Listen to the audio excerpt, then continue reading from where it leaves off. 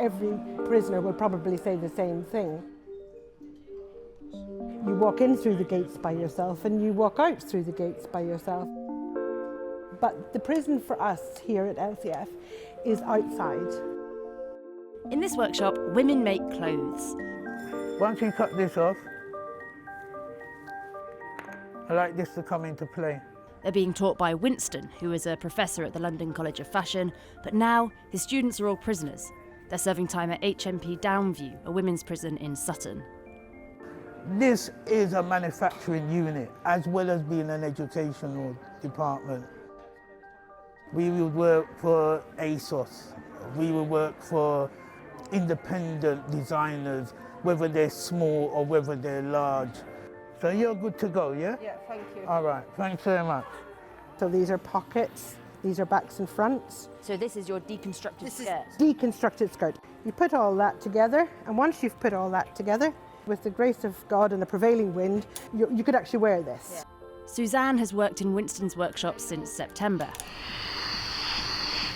We do production, we do garments, we practice, and we take our exams, so it's a home from home for me. The women apply to work here. There's an interview process, and if you don't cut it, you don't get in.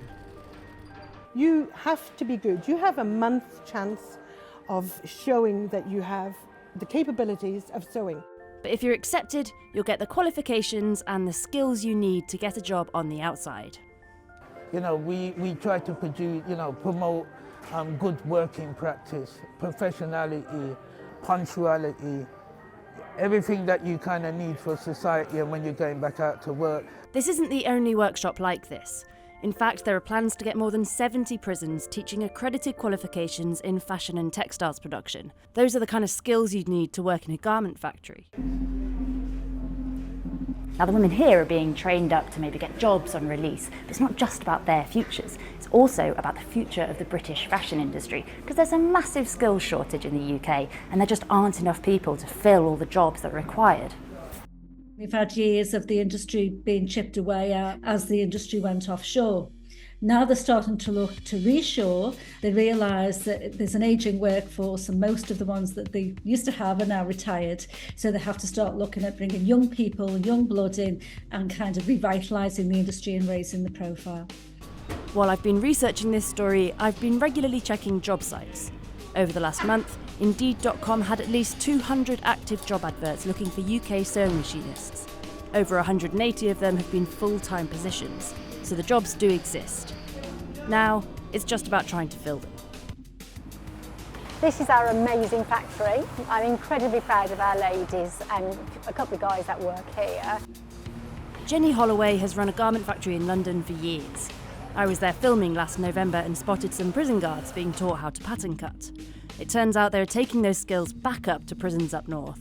I mean, we're already working with the prison service and have been working with them for about 8 years in total. After decades in the industry, Jenny has seen firsthand just how few people there are currently who can take up jobs in UK garment factories.